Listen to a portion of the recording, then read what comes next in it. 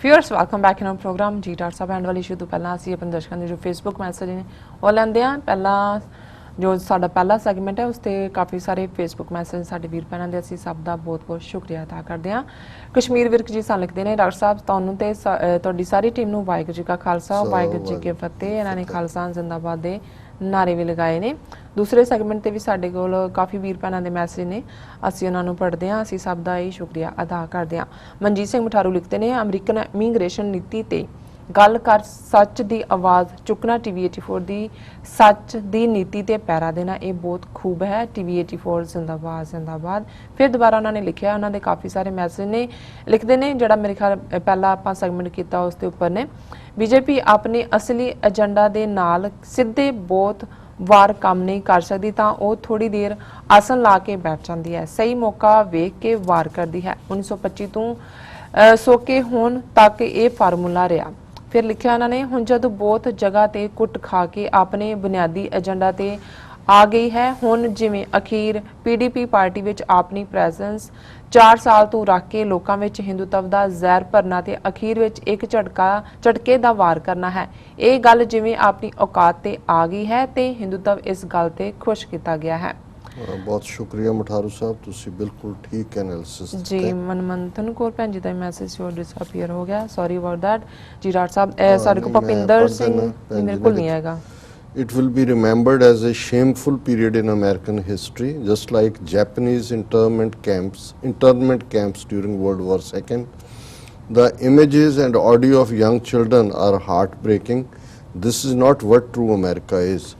क्योंकि दूसरे संसार युद्ध के दौरान अमरीका ने जिहड़े ईवन सिटीजन सन जापानी मूल के लोग उन्होंने 3-4 साल इंटर्न कैंपों के विच रखिया सी और उन्होंने बहुत बुरी दशा बाद उन्होंने तो माफ़ी भी मंगी पर हालात उधर वाली जा रहे हैं क्योंकि वो भी उस जो नाजी जर्मनी उत्थे कर रहा सी इत्थे भी इस किस्म का ये मानते हैं क्योंकि अमरीका जापान के खिलाफ जो उन्होंने पर्ल हार्बर से अटैक किया वॉर डिकलेयर की तो उन्होंने जोड़े इतों के जापानी ਜਿਹੜੇ ਸਿਟੀਜ਼ਨ ਸੀ ਉਹਨਾਂ ਨੂੰ ਵੀ ਦੁਸ਼ਮਣ ਡਿਕਲੇਅਰ ਕਰ ਦਿੱਤਾ ਬਿਲਕੁਲ ਭਾਨੂ ਸਤਵਿੰਦਰ ਸਿੰਘ ਲਿਖਦੇ ਨੇ ਸਾਨੂੰ ਡਾਕਟਰ ਸਾਹਿਬ ਮੈਂ ਭਾਰਤੀ ਕਬਜ਼ੇ ਵਾਲੇ ਪੰਜਾਬ ਤੋਂ ਲਿਖ ਰਿਹਾ ਹਾਂ ਮੈਨੂੰ ਮਾਣ ਹੈ ਤੁਹਾਡੇ ਤੇ जी शुक्रिया बहुत बहुत एक और सारे को मैसेज है भुपिंदर सिंह जी दा लिखते ने डॉक्टर साहब निक्की हेली दे मापे भी बड़े नखेदा जड़े इस नूं लानत नहीं पाते जी डॉक्टर साहब एंड वाली इशू बारे तुहाडे विचार जानने चाहांगे जी डॉक्टर साहब निक्की हेली का जिक्र उन्होंने इसलिए किया क्योंकि UN ਦੇ ਵਿੱਚ ਐਂਬੈਸਡਰ है अमरीका ਦੀ जी और ਜ਼ਾਹਰ है भी ये ਜਿਹੜੇ ਲੋਕ ਜਿਵੇਂ ਉੱਥੇ ਉਹਨਾਂ ਨੇ ਬਾਦਲ ਤੇ ਅਮਰਿੰਦਰ ਵਰਗੇ ਚਿਹਰੇ ਰੱਖ ਕੇ ਉਹਨਾਂ ਤੋਂ ਐਂਟੀ ਸਿੱਖ ਪਾਲਿਸੀਜ਼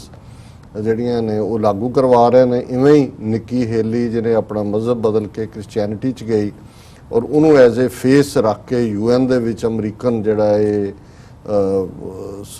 ਰੇਸਿਸਟ ਇਹਨਾਂ ਦਾ ਆਪਣਾ ਏਜੰਡਾ ਉਹਨੂੰ ਉਹ ਲਾਗੂ ਕਰ ਰਹੇ ਨੇ ਔਰ ਦੱਸ ਰਹੇ ਨੇ ਜੀ ਕਿ ਦੇਖੋ ਇਹਨੂੰ ਲਾਗੂ ਜਿਹੜਾ ਹੈ ਜਿਹੜੀ ਹੁਣ ਆਪ ਇਮੀਗ੍ਰੈਂਟਸ ਦੀ ਕੁੜੀ ਹੈ ਉਹ ਲਾਗੂ ਕਰ ਰਹੀ ਹੈ ਔਰ ਉਹ ਹਿਊਮਨ ਰਾਈਟ ਕਾਉਂਸਲ 'ਚੋਂ ਨਿਕਲ ਰਹੀ ਹੈ ਜੀ ਸਾਨੂੰ ਮਨੁੱਖੀ ਹੱਕਾਂ ਦੇ ਨਾਲ ਔਰ ਤੁਸੀਂ ਸਾਡੀ ਗੱਲ ਨਹੀਂ ਮੰਨਦੇ ਜੀ ਡਾਕਟਰ ਸਾਹਿਬ ਸੋ ਉਹਨਾਂ ਨੇ ਠੀਕ ਕਿਹਾ ਕਿ ਵੀ ਇਹ ਤਾਂ ਰੱਖੇ ਹੁੰਦੇ ਨੇ ਜੀ ਇਹ ਸਾਰੇ ਇਸ ਲਈ ਇਹਨਾਂ ਨੂੰ ਸਟੂਜ ਦੁਮ ਛੱਲੇ ਔਰ ਟੌਂਟ ਬਟੌਂਟ ਇਹ ਸਾਰੇ ਪੰਜਾਬੀ ਦੇ ਸ਼ਬਦ ਇਸ ਨਸਲ ਦੇ ਲੋਕਾਂ ਲਈ ਨੇ ਜੀ ਡਾਕਟਰ ਸਾਹਿਬ ਅੱਜ ਦੇ ਵਿਚਾਰ ਲਈ ਜਿੱਥੇ ਅਸੀਂ ਪੰਜਵੇਂ ਪਾਤਸ਼ਾਹ ਦਾ ਸ਼ਬਦ ਸੂਹੀ ਰਾਗ ਦਾ ਚੁਣਿਆ ਜੀ ਪਰ ਮੈਂ ਅੱਜ ਸਵੇਰੇ ਇੱਕ ਲੈਟਰ ਜਿਹੜਾ ਇਰਫਾਨ ਖਾਨ ਫਿਲਮੀ ਐਕਟਰ ਨੇ ਮੈਂ ਉਸ ਦਾ ਬਾਅਦ ਜ਼ਿਕਰ ਕਰਾਂਗਾ ਜਿਹੜੇ ਇਸ ਵੇਲੇ ਐਂਡੋਕ੍ਰੀਨਲ ਕੈਂਸਰ ਦੇ ਨਾਲ ਪੀੜਤ ਨੇ ਲੰਡਨ ਦੇ ਵਿੱਚ ਉਹਨਾਂ ਦਾ ਦੇਖਿਆ ਤੇ ਮੈਨੂੰ ਲੱਗਾ ਜਿਉਂ ਮੈਂ ਪੜ੍ਹਿਆ ਤੇ ਮੇਰੇ ਤੇ ਇੱਕ ਜਿਸ ਨੂੰ ਤੁਸੀਂ ਸਪਿਰਿਚੁਅਲ ਰੂਹਾਨੀ ਇੱਕ ਪ੍ਰਭਾਵ ਵੀ ਇਹ ਸਾਰੇ ਚੋਂ ਬਣਿਆ ਤੇ ਮੈਨੂੰ ਇਹ ਲੱਗਿਆ ਵੀ ਜਿਹੜਾ ਸ਼ਬਦ ਮੈਂ ਚੁਣਿਆ ਔਰ ਇਹ ਲੈਟਰ ਦੀ ਜਿਹੜੀ ਸਪਿਰਿਟ ਹੈ ਜਿੱਥੇ ਤੱਕ ਤੁਸੀਂ ਪਹੁੰਚਦੇ ਹੋ ਉਹ ਇੱਕ ਦੂਸਰੇ ਦੇ ਵਿੱਚ ਓਤ-ਪ੍ਰੋਤ ਨੇ ਪਰ ਪਹਿਲਾਂ ਮੈਂ ਸ਼ਬਦ ਪੰਜਵੇਂ ਪਾਤਸ਼ਾਹ ਦਾ ਸੂਹੀ ਰਾਗ ਦਾ ਜੀ ਰਾਸ ਮੰਡਲ ਕੀਨੋ ਆਖਾੜਾ ਸਗਲੋ ਸਾਜ ਰੱਖਿਓ ਪਾਸਾਰਾ ਰਹਾਓ ਕਿ ਇਹ ਸੰਸਾਰ ਰੱਬ ਨੇ ਇਵੇਂ ਹੀ ਹੈ ਜਿਵੇਂ ਜਿਹੜੇ ਰਾਸ ਪਾਉਂਦੇ ਨੇ ਉਹ ਇੱਕ ਮੰਡਲ ਕ੍ਰੀਏਟ ਕਰਦੇ ਨੇ ਉਸ ਦੇ ਵਿੱਚ ਫਿਰ ਜਿਹੜੇ ਰਾਸਧਾਰੀ ਨੇ ਉਹ ਆਪਣੀ ਜਿਹੜੀ ਹੈ ਉਹ ਰਾਸ ਲੀਲਾ ਕਰਦੇ ਨੇ ਕਿ ਇਹ ਸਾਰਾ ਸੰਸਾਰ ਰੱਬ ਨੇ ਇੱਕ ਅਖਾੜਾ ਬਣਾਇਆ ਰਾਸ ਮੰਡਲ ਕੀਨੋ ਆਖਾੜਾ ਇਹ ਜਗਤ ਮਾਨੋ ਉਹਦਾ ਰਾਸ ਮੰਡਲ ਹੈ ਨਿਰੰਕਾਰ ਦਾ ਸਗਲੋ ਸਾਜ ਰੱਖਿਓ ਪਾਸਾਰ ਤੇ ਜਿਹੜੀ ਸਾਰੀ ਜਿਹੜੀ ਕ੍ਰੀਏਸ਼ਨ ਹੈ ਇਹ ਉਸ ਦਾ ਹੀ ਕੀਤਾ ਹੋਇਆ ਪਸਾਰ ਹੈ ਔਰ ਉਹ ਇਸ ਰਾਸ ਮੰਡਲ ਦੇ ਵਿੱਚ ਬੈਠ ਕੇ ਇਸ ਨੂੰ ਇੰਜੋਏ ਕਰ ਰਿਹਾ, ਇਸ ਨੂੰ ਦੇਖ ਰਿਹਾ। ਬਹੁ ਬਿਧ ਰੂਪ ਰੰਗ ਆਪਾਰਾ, ਪੇਖੈ ਖੁਸ਼ੀ ਭੋਗ ਨਹੀਂ ਹਾਰਾ, ਕਿ ਇਸ ਦੇ ਵਿੱਚ ਅੱਡ ਅੱਡ ਰੰਗ ਨੇ, ਉਸ ਦਾ ਪਸਾਰ ਹੈ, ਅੱਡ ਅੱਡ ਜਲਵੇ ਨੇ ਔਰ ਉਹ ਨਿਰੰਕਾਰ ਇਸ ਨੂੰ ਜਿਹੜਾ ਉਹ ਦੇਖਦਾ, ਪੇਖੈ ਖੁਸ਼ੀ, ਉਹ ਖੁਸ਼ੀ ਦੇ ਨਾਲ ਜਿਹੜਾ ਹੈ ਕਰ ਜਿਹਨੂੰ ਜਿਨਸੀ ਜਿਹੜਾ ਉਹ ਜਿਨਸ ਕਰਦਾ ਹੈ, ਦੇਖਦਾ ਹੈ ਔਰ ਕਰ ਪੇਖੈ ਖੁਸ਼ੀ ਭੋਗ ਨਹੀਂ ਹਾਰ, ਉਹ ਥੱਕਦਾ ਨਹੀਂ ਹੈ। ਸਭ ਰਸ ਲੈਤ ਬਸਤ ਨਿਰਾਰਾ, ਉਹ ਭਾਵੇਂ ਉਸ ਸਾਰੇ ਨੂੰ ਭੋਗ ਰਿਹਾ ਹੈ, ਦੇਖ ਰਿਹਾ ਹੈ, ਮਾਣ ਰਿਹਾ, ਪਰ ਫਿਰ ਵੀ ਉਸ ਤੋਂ ਨਿਰਲੇਪ ਹੈ, ਉਹ ਮਾਇਆ ਤੋਂ ਨਿਰਲੇਪ ਹੈ, ਕ੍ਰਿਤ ਉਹਦੀ ਹੈ। ਤੇ ਬਰਨ ਚਿਹਨ ਨਾਹੀ ਮੁਖ ਨਾ ਮਸਾਰਾ, ਕਹਿਣ ਨਾ ਜਾਈ ਖੇਲ ਤੁਹਾਰਾ, ਨਾਨਕ ਰੇਣ ਸੰਤ ਚਰਨਾਲਾ। ਬਰਨ ਕਹਿੰਦੇ ਨੇ ਰੰਗ ਨੂੰ, ਚਿਹਨ ਕਹਿੰਦੇ ਨੇ ਨਿਸ਼ਾਨ ਨੂੰ, ਕਿ ਉਸ ਪਿਆਰੇ ਦਾ, ਰੱਬ ਦਾ ਜਿਹੜਾ ਇਸ ਪਸਾਰੇ ਦੇ ਵਿੱਚ ਬੈਠਾ ਇਸ ਤਮਾਸ਼ੇ ਨੂੰ ਦੇਖ ਰਿਹਾ ਹੈ, ਉਸ ਦਾ ਕੋਈ ਰੰਗ ਨਹੀਂ ਹੈ, ਉਹਦਾ ਕੋਈ ਨਿਸ਼ਾਨ ਨਹੀਂ ਹੈ, ਉਹਦੇ ਮੂੰਹ ਤੇ ਕੋਈ ਦਾੜੀ ਨਹੀਂ ਹੈ, ਕਿਉਂਕਿ ਉਹਦੀ ਕੋਈ ਫਿਜ਼ੀਕਲ ਫਾਰਮ ਤਾਂ ਹੈ ਨਹੀਂ ਕਿ ਵੀ ਉਹ ਕੋਈ ਹੈ। ਕਹਿਣ ਨਾ ਜਾਈ ਖੇਲ ਤੋਂ, ਹੇ ਵਾਹਿਗੁਰੂ ਤੇਰਾ ਖੇਲ ਕਿਆ ਨਹੀਂ ਜਾ ਸਕਦਾ ਕਿ ਤੂੰ ਕੀ ਹੈ।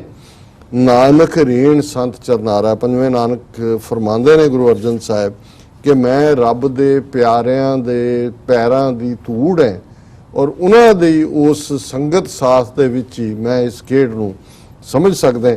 ਸੋ ਮੈਂ ਹੁਣ ਇਸ ਚਿੱਠੀ ਦਾ ਜਿਹਨੇ ਮੇਰੇ ਤੇ ਵੀ ਇੱਕ ਡੂੰਘਾ ਪ੍ਰਭਾਵ ਛੱਡਿਆ, ਕੋਈ ਫਿਲਮੀ ਦੁਨੀਆ ਮੇਰਾ ਲਵ ਨਹੀਂ ਹੈ, ਨਾ ਹੀ ਮੈਨੂੰ ਕੋਈ ਬਹੁਤੀ ਜਾਣਕਾਰੀ ਹੁੰਦੀ ਹੈ, ਪਰ ਜਦੋਂ ਮੈਂ ਇਹ ਲੈਟਰ ਜਿਹੜਾ ਆਲਮੋਸਟ ਸਾਰੇ ਮੀਡੀਆ ਨੇ ਕੈਰੀ ਕੀਤਾ, ਜਿਹੜਾ ਉਹਨਾਂ ਨੇ ਆਪਣੇ ਇੱਕ ਮਿੱਤਰ ਨੂੰ ਲਿਖਿਆ ਹਸਪੀਟਲ ਬੈੱਡ ਤੋਂ ਲੰਡਨ, ਜਿੱਥੇ ਕਿ ਉਹ ਇਸ ਵੇਲੇ ਉਹਨਾਂ ਦੀ ਜਿਹੜਾ ਇਲਾਜ ਚੱਲ ਰਿਹਾ, ਔਰ ਮੈਂ ਫਿਰ ਥੋੜੀ ਬਹੁਤ ਇਹਦੇ ਤੇ ਸਰਚ ਵੀ ਕੀਤੀ, ਰਿਸਰਚ ਵੀ ਕੀਤੀ ਔਰ ਮੈਨੂੰ ਪਤਾ ਲੱਗਾ ਵੀ ਬਹੁਤ ਵੱਡਾ ਐਕਟਰ ਹੈ ਇਰਫਾਨ ਖਾਨ, ਆਲਮੋਸਟ ਭਾਵੇਂ ਉਮਰ 50-51 ਸਾਲ ਹੈ, ਕੱਲਾ ਬਾਲੀਵੁੱਡ ਹੀ ਨਹੀਂ, ਈਵਨ ਹਾਲੀਵੁੱਡ ਦੀਆਂ ਫਿਲਮਾਂ 'ਚ, ਅੰਗਰੇਜ਼ੀ ਫਿਲਮਾਂ 'ਚ ਕੰਮ ਕੀਤਾ ਹੈ, ਜਿਵੇਂ ਸਪਾਈਡਰਮੈਨ ਦੇ ਵਿੱਚ ਵੀ ਜਿਸ ਦਾ ਰੋਲ ਸੀ, ਸਲਮਡੋ ਜਿਹੜਾ ਉਹਨਾਂ ਦੀਆਂ ਫਿਲਮਾਂ ਨੇ, ਉਹਨਾਂ ਦੇ ਵਿੱਚ ਜਿਹੜੀਆਂ ਪਿੱਕੂ, ਮਕਬੂਲ, ਪਾਨ ਸਿੰਘ ਤੋਮਰ ਜਿਹੜੀ ਉਹਨਾਂ ਦੀ, ਜਿਸ ਨੂੰ ਅਵਾਰਡ ਵੀ ਮਿਲਿਆ ਨੈਸ਼ਨਲ ਫਿਲਮ ਅਵਾਰਡ, ਔਰ ਸਲਮ ਡੌਗ ਮਿਲੀਨੀਅਰ ਜਿਹੜੀ ਆਸਕਰ ਅਵਾਰਡ ਵਿਨਿੰਗ ਫਿਲਮ ਸੀ, ਉਸ 'ਚ ਵੀ ਅਮੇਜ਼ਿੰਗ ਸਪਾਈਡਰਮੈਨ ਦੇ ਵਿੱਚ ਵੀ ਉਹਨਾਂ ਦਾ ਰੋਲ ਹੈ।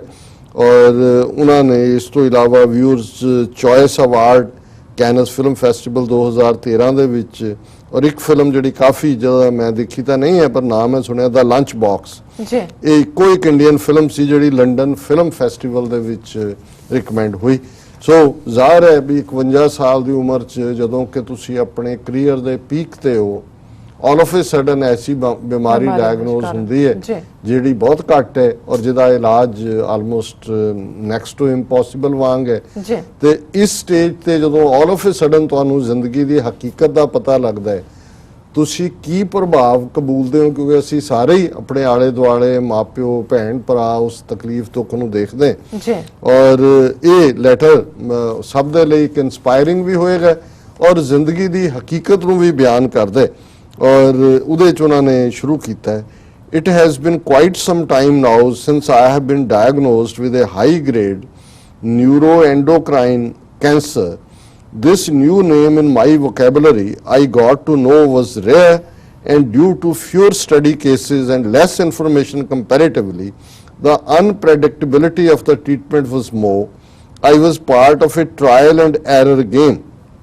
ਉਹਨਾਂ ਨੇ ਕਿਹਾ ਜੀ ਕਿ ਕੁਝ ਸਮਾਂ ਹੀ ਹੋਇਆ ਜਦੋਂ ਕਿ ਮੈਨੂੰ ਇਹ ਹਾਈ ਗ੍ਰੇਡ ਜਿਹੜਾ ਆਲਰੇਡੀ ਨਿਊਰੋ ਐਂਡੋਕਰਾਈਨ ਕੈਂਸਰ ਦਾ ਪਤਾ ਲੱਗਦਾ, ਇਹ ਨਵਾਂ ਸ਼ਬਦ ਮੇਰੇ ਸ਼ਬਦਕੋਸ਼ ਦੇ ਵਿੱਚ ਆਇਆ ਔਰ ਮੈਨੂੰ ਇਹ ਪਤਾ ਲੱਗਿਆ ਵੀ ਬਿਮਾਰੀ ਬਹੁਤ ਰੇਅਰ ਹੈ ਔਰ ਇਸ ਬਾਰੇ ਬਹੁਤ ਘੱਟ ਜਾਣਕਾਰੀ ਹੈ, ਟ੍ਰੀਟਮੈਂਟ ਵੀ ਇਹਦੀ ਜਿਹੜਾ ਉਸ ਦਾ ਪਤਾ ਨਹੀਂ ਹੈ, ਅਨਪ੍ਰੈਡਿਕਟੇਬਲ ਹੈ। ਔਰ ਫਿਰ ਉਹਨਾਂ ਨੇ ਜਿਹੜੀ ਅਨਪ੍ਰੈਡਿਕਟੇਬਿਲਿਟੀ ਆਫ ਲਾਈਫ ਦੇ ਉੱਤੇ ਕਮੈਂਟ ਕੀਤਾ ਕਿ ਵੀ ਜ਼ਿੰਦਗੀ ਕਿਵੇਂ ਅਨਪ੍ਰੈਡਿਕਟੇਬਲ ਹੈ। ਉਹਨਾਂ ਨੇ ਕਿਹਾ, I had been in different game. I was traveling on a speedy train ride, had dreams, plans, aspirations, goals, was fully engaged in them, and suddenly someone taps on my shoulder and I turn to see it is ticket collector who says, your destination is about to come, please get down. I am confused. No, my destination hasn't come. No, this is it. This is how it is sometimes.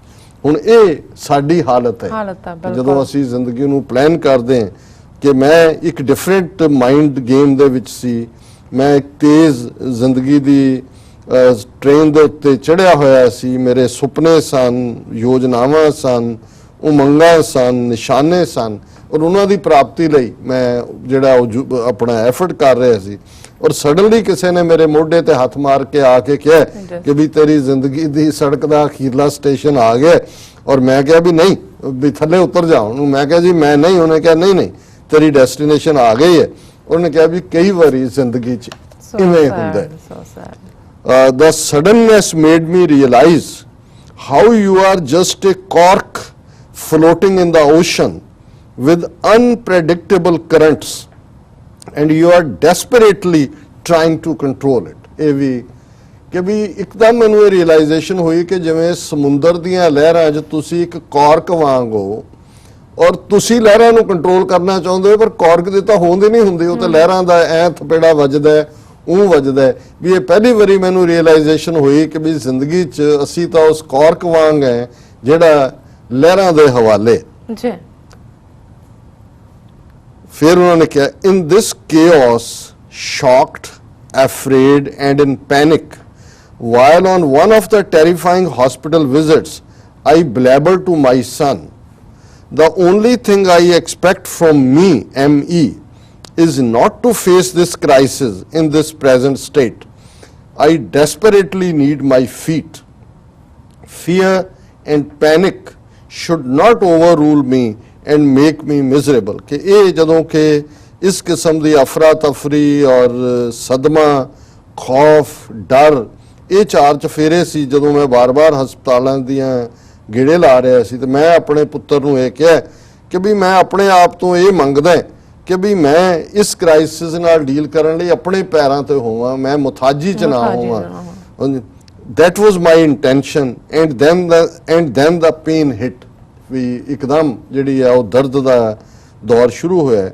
as if all this while you were just getting to know pain and now you know his nature and his intensity. Nothing was working, no consolation, no motivation. ਉਹਨੇ ਕਿਹਾ ਵੀ all of a sudden ਜਦੋਂ ਦਰਦ ਦਾ ਦੌਰਾ ਸ਼ੁਰੂ ਹੋਇਆ ਫਿਰ ਇਹ ਲੱਗਾ ਵੀ ਤੁਸੀਂ ਤਾਂ ਬਣੇ ਹੀ ਜਿਵੇਂ ਪੇਨ ਲਈ ਹੋ, ਕੋਈ ਮੋਟੀਵੇਸ਼ਨ ਤੁਹਾਨੂੰ ਜਿਹੜੀ ਹੈ ਉਸ ਚੋਂ ਕੱਢਦੀ ਨਹੀਂ, ਕੋਈ ਕੰਸੋਲੇਸ਼ਨ, ਕੋਈ ਹਮਦਰਦੀ ਦੇ ਬੋਲ ਕੱਢਦੇ ਨਹੀਂ ਜੀ। ਫਿਰ ਉਹ ਲਿਖਦੇ ਨੇ ਕਿ finding peace during this painful time and said the only thing certain is the uncertainty. The only thing certain is the uncertainty. ਜਿਹੜੀ ਗੱਲ ਨੂੰ ਤੁਸੀਂ certain ਕਹਿ ਸਕਦੇ ਹੋ, uncertainty ਹੈ ਕਿ ਕਦੋਂ ਕੀ ਹੋ ਸਕਦਾ ਹੈ। As I was entering the hospital, drained, exhausted, listless, I hardly realized my hospital was on the opposite side of Lord's, the stadium, the Mecca of my childhood dream. Amidst the pain, I saw a poster of a smiling Vivian Richards. Nothing happened as if that world didn't ever belong to me. ਕਿਉਂਕਿ London 'ਚ ਜ਼ੇਰੇ ਇਲਾਜ ਨੇ, ਉਹਨਾਂ ਨੇ ਕਿਹਾ ਵੀ ਮੈਂ ਜਦੋਂ hospital ਦੇ ਵਿੱਚ ਆਇਆ ਐਗਜ਼ੌਸਟ ਸੀ, ਪੂਰਾ ਡਰੇਨਡ ਸੀ, ਕੋਈ ਨਸਲੋ ਹਰਕਤ ਵਾਂਗ ਨਹੀਂ ਸੀ, ਤੇ ਮੈਂ ਇੱਕਦਮ ਇਹ ਰਿਅਲਾਈਜ਼ ਕੀਤਾ ਵੀ ਮੇਰਾ ਹਸਪੀਟਲ ਦੋਵਾਂ ਚੀਜ਼ਾਂ ਦੇ ਵਿਚਕਾਰ ਹੈ। ਆਪੋਜ਼ਿਟ ਲਾਰਡ ਸਟੇਡੀਅਮ ਹੈ ਜੀ, ਔਰ ਜਿਹੜਾ ਕਦੇ ਮੇਰੇ ਬਚਪਨ 'ਚ ਦਾ ਮੱਕਾ ਸੀ ਜਦੋਂ ਮੈਂ ਕਿ ਕਦੇ ਮੈਂ ਇਹਨੂੰ ਦੇਖ ਸਕਾਂਗਾ, ਔਰ ਦੂਸਰੇ ਪਾਸੇ ਸਮਾਈਲਿੰਗ ਵਿਵੀਅਨ ਰਿਚਰਡਸ ਇੱਕ ਕਾਲਾ ਬੈਟਸਮੈਨ, ਦੁਨੀਆ ਦਾ ਆਲ ਟਾਈਮ ਬੈਸਟ, ਜਿਹੜਾ ਵੈਸਟ ਇੰਡੀਜ਼ ਲਈ ਖੇਲਦਾ ਸੀ, ਉਹਦਾ poster. And nothing happen as if the world didn't ever belong to me. ਮੈਨੂੰ ਇਵੇਂ ਮਹਿਸੂਸ ਹੋਇਆ ਕਿ ਵੀ ਸੰਸਾਰ ਤਾਂ ਮੇਰਾ ਕਦੇ ਹੈ ਹੀ ਨਹੀਂ ਸੀ। ਦਿਸ hospital also head A comma ward right above me. Once while standing on the balcony of my hospital room, the peculiarity jolted me between the game of life and the game of death. There is just a road. On one side a hospital, on the other a stadium, as if one is not part of anything which might claim certainty, neither the hospital nor the stadium. That hit me hard. कि मेरे ऊपर जिते जी बेहोश मरीज पे ने वो ward है, ਔਰ ਮੈਂ ਇੱਕ ਦਿਨ ਆਪਣੇ ਕਮਰੇ ਦੀ ਬਾਲਕੋਨੀ 'ਚ ਖਲੋਤਾ ਦੇਖ ਰਿਹਾ ਸੀ ਕਿ ਵੀ ਇਹ ਜ਼ਿੰਦਗੀ ਦੀ ਖੇਡ ਤੇ ਮੌਤ ਦੀ ਖੇਡ ਦੇ ਵਿਚਾਲੇ ਇੱਕ ਸੜਕ ਤਾਂ ਹੈ, ਇਧਰ ਸਟੇਡੀਅਮ ਔਰ ਦੂਜੇ ਜ਼ਿੰਦਗੀ ਹੈ, ਇਧਰ ਹਸਪੀਟਲ ਹੈ, ਕੋਈ ਕੌਮੇ 'ਚ ਪਿਆ ਔਰ ਮੈਂ ਉਸ ਰਸਤੇ ਤੇ ਜਾ ਰਿਹਾ। ਇੱਕ ਸੜਕ ਹੈ ਔਰ ਇੱਕ ਸਾਈਡ ਹਸਪੀਟਲ ਹੈ, दूसरे स्टेडियम है और ये जड़ी कोई चीज़ भी जड़ी है neither the hospital nor the stadium कुछ भी सर्टन नहीं है। I was left with this immense effect of the enormous power and intelligence of the cosmos। सारे ब्रह्मांड दी क्यों जही ताकत है। I was left with this immense effect। ये मेरे ते प्रभाव कि किवें ये सारे ब्रह्मांड दी ये खेड है। The peculiarity of my hospital's location, it hit me। The only thing certain was uncertainty। कि भी जे कोई चीज सर्टन है तो अनसर्टनटी है कि भी की कदों। All I could do was to realize my strength and play my game better। ਹੁਣ ਇਹ ਹੈ ਪੋਜ਼ਿਟਿਵ ਨੋਟ ਕਿ ਇਸ ਸਾਰੇ ਚੋਂ ਮੈਨੂੰ ਲੱਗਾ ਕਿ ਮੈਂ ਆਪਣੀ ਸਟਰੈਂਥ ਦੇ ਚੋਂ ਕੱਢੀ ਔਰ ਮੈਨੂੰ ਲੱਗਾ ਵੀ ਮੈਂ ਇਸ ਗੇਮ ਨੂੰ ਹੋਰ ਵੀ ਮਜ਼ਬੂਤੀ ਦੇ ਨਾਲ ਖੇਡਾਂ। This realization made me submit, surrender and trust irrespective of the outcome, irrespective of where this takes me। 8 months from now or 4 months from now or 2 years, the concerns took a back seat and started to fade and kind of went out of my mind space। कि इस realization ने मैनू इस गल वाल तोड़ दिता है कि मैं अपने आप नू जिहड़ा मेरे नाल की वापरेगा 2 महीने 4 6 2 सालां ये सारे कंसर्न पिछली सीट ते चले गए, मेरे पिछले दिमाग चले गए और हौली हौली मेरे माइंड चो गायब हो गए। For the first time I felt what freedom truly मीनस। जो तुसीं उस सारे चो निकल गए हकीकत दे तुसीं रूबरू हो। और जो गुरु साहब ने फरमाया दुख दारू सुख रोग पिया, ये है उहदी इंटरप्रटेशन है कि जदों सुख जां कंफर्ट जिहदे च असीं गवाचे होए हैं ये बीमारी बन जाती है ਤੇ ਫਿਰ ਜਦੋਂ ਕੋਈ ਦੁੱਖ ਆਂਦਾ ਹੈ ਉਹ दारू ਹੁੰਦਾ ਹੈ, ਉਹ ਤੁਹਾਨੂੰ ਜ਼ਿੰਦਗੀ ਦੀ ਹਕੀਕਤ ਦੇ ਨੇੜੇ ਕਰਦਾ ਹੈ। ਔਰ ਮਿਸਟਰ ਇਰਫਾਨ ਇਹ ਕਹਿ ਰਹੇ ਨੇ for the first time I felt what freedom truly means. It felt like an accomplishment. ਮੈਨੂੰ ਲੱਗਦਾ ਮੈਂ ਕੁਝ ਹਾਸਲ ਕਰ ਲਿਆ, ਪ੍ਰਾਪਤ ਕੀਤਾ ਹੈ। As if I was tasting life for the first time the magical side of it ਕਿ ਜ਼ਿੰਦਗੀ ਦਾ ਜਿਹੜੀ ਜਾਦੂਈ ਸਾਈਡ ਹੈ ਉਹ ਮੈਂ ਪਹਿਲੀ ਵਾਰ ਰਿਅਲਾਈਜ਼ ਕੀਤੀ। My confidence in the intelligence of the cosmos became absolute। I feel as if it has entered every cell of mine। Time will tell if it stays, but that is how I feel as of now। मेरे अंदर वो जिहड़ा confidence आया है और मैनू ये जिहड़ी cosmos ब्रह्मांड दी intelligence है उस बनाने वाले दी कि इस सारी गति दे विच की है ਉਹ ਮੈਨੂੰ ਬਿਲਕੁਲ ਉਹਦੀ ਸਮਝ ਆਣੀ ਸ਼ੁਰੂ ਹੋਈ ਹੈ। ਜਿਵੇਂ ਇਹ ਹਕੀਕਤ ਮੇਰੇ ਸਰੀਰ ਦੇ ਹਰ ਸੈੱਲ 'ਚ ਵੜ ਗਈ ਹੋਏ। ਹਾਲ ਦੀ ਘੜੀ ਮੈਂ ਇਹ ਮਹਿਸੂਸ ਕਰਦਾ ਔਰ ਕੱਲ ਨੂੰ ਕੀ ਹੋਏਗਾ ਇਹ ਮੈਨੂੰ ਨਹੀਂ ਪਤਾ। ਔਰ ਉਸ ਤੋਂ ਅਗਲੇ 2 ਪਹਿਰੇ ਉਹਨਾਂ ਨੇ ਇੱਕ ਪਹਿਰਾ ਆਪਣੇ ਵੈਲ ਵਿਸ਼ਰਸ ਔਰ ਦੂਸਰਿਆਂ ਨੇ ਜਿਵੇਂ ਪ੍ਰੇ ਕੀਤੀ ਹੈ ਉਹਦੇ ਤੇ ਵੀ ਬੜਾ ਥਾਟਫੁਲ ਹੈ। ਬਟ ਮੈਂ ਘੜੀ ਵੱਲ ਦੇਖ ਰਿਹਾ ਵਕਤ ਹੋ ਗਿਆ ਜੀ। ਸੋ ਅਸੀਂ ਇਹ ਸਾਰੇ ਚੋਂ ਜਿੱਥੇ ਹਕੀਕਤ ਦੇ ਨੇੜੇ ਹੁੰਦੇ ਉੱਥੇ ਇਹ ਦੁਆ ਵੀ ਕਰਦੇ ਆ, ਅਰਦਾਸ ਵੀ ਕਰਦੇ ਜਾਂ ਕਿ ਘਰ ਸਭ ਕੁਛ ਹੈ ਭਾਈ ਨੌਨਿਧ ਭਰੇ ਭੰਡਾਰ।